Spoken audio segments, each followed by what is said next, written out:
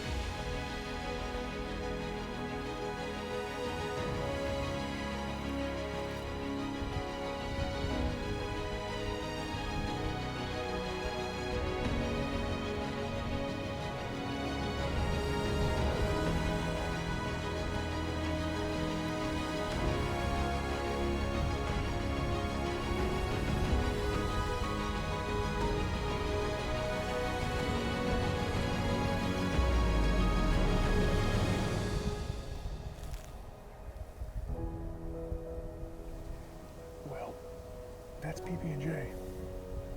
That's the buck we were hoping to kill. Unfortunately, we don't have a buck tag right now, so all I could do was shoot him with the camera. He came by within probably 30 yards. I heard him walking. I was hoping it was one of the does coming out of the bedding area here to my left. I heard footsteps, kept looking over in the bedding area, looking towards the bedding area direction. Nothing, kept hearing footsteps. Finally, I looked behind me. Here he comes. Walks by us at 30 yards. No tag in my pocket. Across the bean field. Dip back into the woods where we actually had an encounter with him last year. But what a cool deer. He's so awesome. Well, now if we can just get one of these antlerless deer to tuck their heads out so I can punch another antlerless tag so I can get my buck tag so I can get after him. That'd be great. Got about 20-30 minutes before dark, so still time.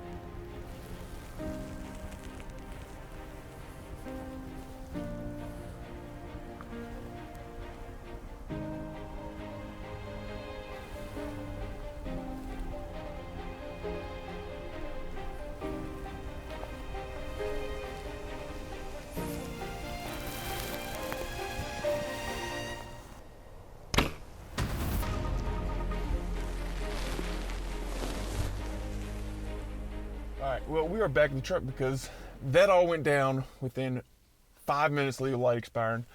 I was about to pack. I was actually in the middle of packing up early because I figured I had no chance of anything coming out and actually making it within range.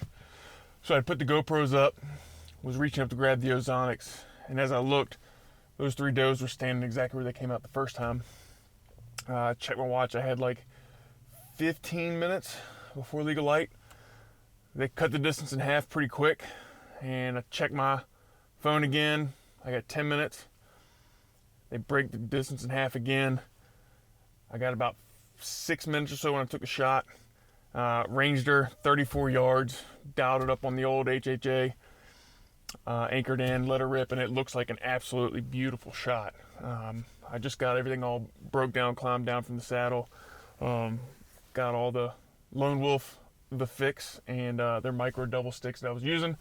Got all those put up. We're gonna run out to the arrow now with the truck and get on this blood trail because we got some rain moving in, so it's gonna be a kind of a quick process. So stick around, let's see how far she went. Oh yes, sir. That is a perfect shot. Thought my afternoon was over. We had 2 does come out right at last, right before sunset, and they kind of were running around, acting all wild. They ran back in the woods, figured my day was done. This group of does popped out with 10 minutes left in the day of legal light, and they ended up making their way into 34 yards. She offered up a nice broadside shot. We got our buck tag. We'll be back at PB&J in no time.